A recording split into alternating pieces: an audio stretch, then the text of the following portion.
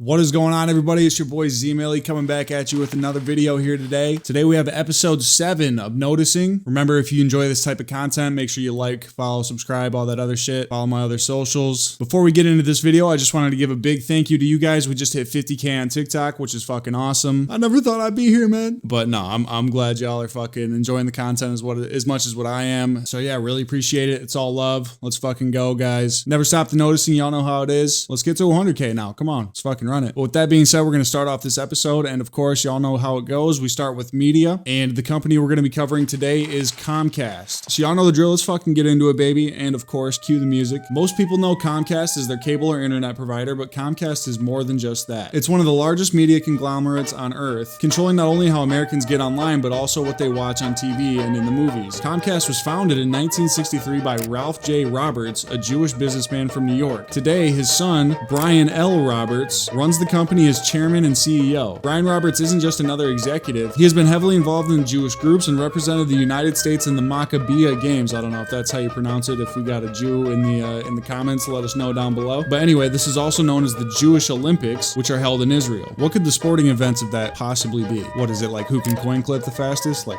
what? Anyway, Brian Roberts even won medals at this place, which signals not just strong cultural identity, but strong ties to global Jewish networks. So here's just a quick list of all the companies that they control through Comcast. You have NBC Universal, which includes NBC, Telemundo, MSNBC, CNBC, Bravo, USA Network, Sci-Fi, Oxygen, Universal Pictures, DreamWorks Animation, Fandango, and Peacock Streaming, as well as the Sky Group, Universal Parks and Resorts, as well as the Philadelphia Flyers, the Wells Fargo Center Arena, and even various esports franchises. So this obviously isn't just a TV station or an internet service provider. This is vertical integration of entertainment, news, internet, sports, and culture under one roof, with the Roberts family in the driver's seat. And then when you get into politics, Comcast as a corporation has poured millions into lobbying Congress, consistently ranking among the top lobbyists in Washington. Brian Roberts himself has donated over $160,000 to both parties, but mostly to Democrats. He supported Obama's Affordable Care Act, served on Obama's Job Council, and has even golfed with the president. Comcast as a company cut checks for multiple inaugurations, $31,000 for Obama, $250,000 for Trump, and $1 million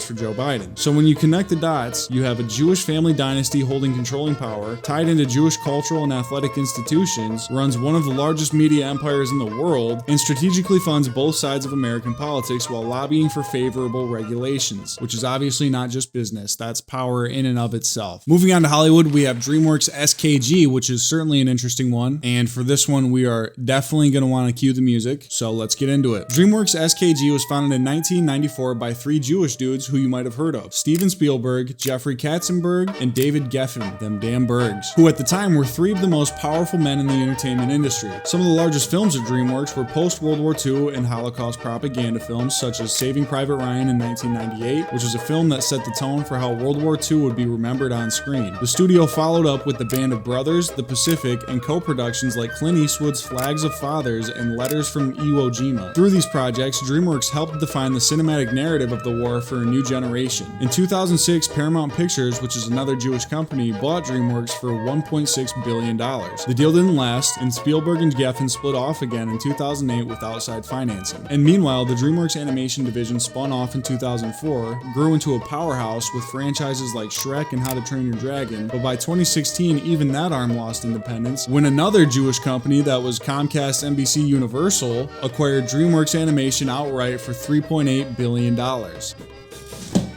I mean, you know what? I guess at least for the sake of the video, it's a pretty good representation of what Hollywood basically is, which is basically just a fucking infinite revolving door of Jewish people and Jewish companies.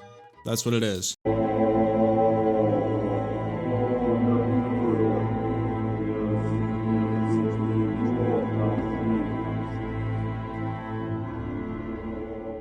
And moving on to the financial sector, we have Michael Sternhardt today. And I'm not gonna lie, this one's low-key kind of crazy, so fucking buckle in. And of course, cue that fucking music, baby. Most people have never heard of Michael Steinhardt, but he's one of the most influential figures in American finance and Zionist politics. He was a Jewish man who was born in Brooklyn in 1940. He made his name on Wall Street as a hedge fund pioneer, and his firm, Steinhardt Partners, delivered nearly 24% annual returns for 3 decades. And just for perspective, the average return of the S&P 500 is like 9 or 10%. So that's fucking insane. And at its peak, he managed billions of dollars, putting him shoulder to shoulder with George Soros, who's another Jewish hedge fund manager, as well as other hedge fund titans. But his real power comes from what he did with the fortune. Steinhardt is one of the biggest funders of Jewish and Zionist causes in the world. He co-founded Birthright Israel, which is a program that has sent more than 800,000 young Jews on a free trip to Israel, and its cultural engineering project to tie the diaspora directly to the Israeli state. He's also been a chairman of the Jewish National Fund, which buys and develops land in Israel, often tied to the displacement of Palestinians. And through his Steinhardt Foundation, he's poured hundreds of millions of dollars into Jewish identity and educational programs. Politically, Steinhardt has bankrolled some of the most hardline pro-Israel groups in Washington. He's a major backer for the Foundation of Defense of Democracies, which is a neoconservative think tank that constantly lobbies Congress for sanctions and military actions against Israel's enemies. He's also funded groups like AIPAC and worked with other mega donors to keep American foreign policy firmly aligned with Israeli interests. And when he isn't shaping politics, he's collecting influence in the cultural world, and accumulated around $70 million worth of looted antiquities from the Middle East. So although you won't hear his name on cable news, Michael Steinhardt is a perfect example of how financial power turns into political power, and how hedge fund money is funneled straight into Zionist projects that reshape both American policy and Middle Eastern reality. But it's fine, guys. They're our greatest ally. And moving on to corporations, we're going to be covering OnlyFans, which is going to be lovely, I'm sure. But without further ado, let's get into it. And of course, cue the music. Y'all know what time it is. OnlyFans is currently owned by Leonid Radvinsky, who is a Jewish man who built his fortune in adult cam sites such as My Free Cams. You're a freak if you know what that is, by the way. I only know because I have to know for the content. Anyway, under his watch, OnlyFans has grown into $1 billion porn empire. But the story doesn't end with sex work and subscriptions. In 2024, leaked donor documents showed Radvinsky and his wife listed as pledging $11 million to AIPAC, which if you don't know is the American Israeli Public Affairs Committee, and it's the most powerful pro-Israel lobby in Washington. And this would make him the largest single donor to AIPAC. Radvinsky has denied the pledge, but the paperwork tells another story, and it raises serious questions about how profits from this industry are being funneled into Zionist politics. And what's forgotten about the company is how it began. In 2016, OnlyFans was founded in London by Tim Stokely as a modest subscription platform for fitness trainers, lifestyle coaches, and even musicians. It wasn't until Radvinsky bought control in 2018 that the site embraced explicit pornographic content and transformed into what it is today. So while the brand might just look like another creator economy success story, the reality is much darker. A once innocent platform was turned into a global porn machine. And not just that, but it has direct financial ties to one of the most powerful lobbies in America.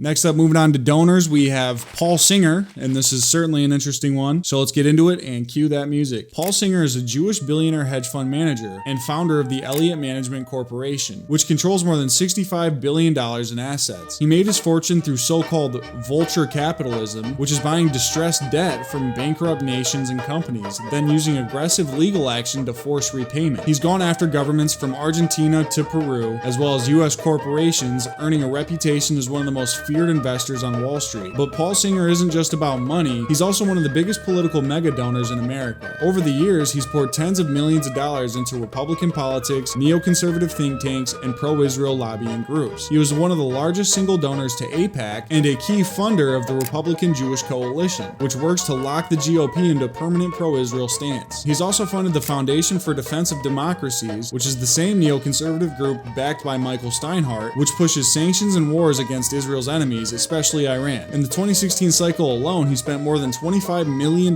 backing candidates and super PACs. He's one of the most active donors in the broader conservative movement. He's given millions of dollars to think tanks like the Manhattan Institute, which shapes policy on deregulation and immigration. His influence also extends into the cultural arena as well. He's donated heavily to Republican politicians, but he's also a rare example of major GOP donors who pushes LGBT causes, largely because his son is gay. So when you hear about Jewish billionaires shaping politics from the shadows, Paul Singer is the perfect example. A hedge fund titan who uses his billions not just to squeeze bankrupt nations and corporations, but to bankroll the political machine that keeps Washington aligned with Wall Street and Tel Aviv alike. And moving on to the final category, which is miscellaneous, which is just basically random Jew shit. We have the Balfour Declaration, which is a highly requested topic. And for this one, definitely cue the music. Holy shit. So for this one, we have to go back to 1917, which is right in the middle of World War I. The British government issued a single-page 20-page letter that changed world history forever, that being the Balfour Declaration. Addressed to Lord Rothschild, it pledged British support for a national home for the Jewish people in Palestine. On the surface, it looks like a simple diplomatic gesture, but dig deeper and you see the fingerprints of a conspiracy that tied finance, war, and Zionist ambition all together. Why did Britain, exhausted and bleeding from years of war, suddenly promise away someone else's land? The answer lies in who held leverage. The British elite, aka the Rothschilds, who this letter was addressed to, believed that securing Zionist support could bring America into the war on their side. And who better to broker that deal than the powerful Rothschild banking family? This obviously wasn't about charity, it was a matter of geopolitics. The British Empire needed allies and money, and the transnational Jewish elite wanted Palestine. The Balfour Declaration was the bargain. Global Jewish support for the war effort in exchange for a homeland carved out of the Ottoman territory, which again was Palestine. And it worked. America entered the war in 1917, which tipped the balance into the favor of the Allies. This caused the Ottoman Empire to collapse, and Britain got a mandate over Palestine, and Zionist colonization accelerated. Unfortunately for the Arabs who already lived there, it meant dispossession. For the West, it set the stage for a century of wars, terror, and endless entanglement in the Middle East. Think about it. One letter signed by the British Foreign Secretary handed enormous legitimacy to a movement that would reshape the world. Not because it was democratic, not because the British public wanted it, but because powerful Jewish financiers and Zionist activists leveraged a world war to get what they wanted. And the ripple effects are still heavily felt today, from the founding of Israel in 1948 to the endless wars America fights in the region. So what started as a deal in the back rooms of London became a century-long disaster for Western civilization. So kind of a dark note to end it on there, but that is the truth, and that is provably what happened, and that is the true, accurate history of the past century in the Middle East. And it's what set the stage for, even the conflicts going on there today. So, yeah. But with that being said, that's going to conclude episode 7 of Noticing, guys. If you enjoyed the video, make sure you smash the like button, comment, subscribe, follow my other socials, all that goy ass shit. But with that being said, I'll catch you guys on the next video. Never stop the noticing, baby.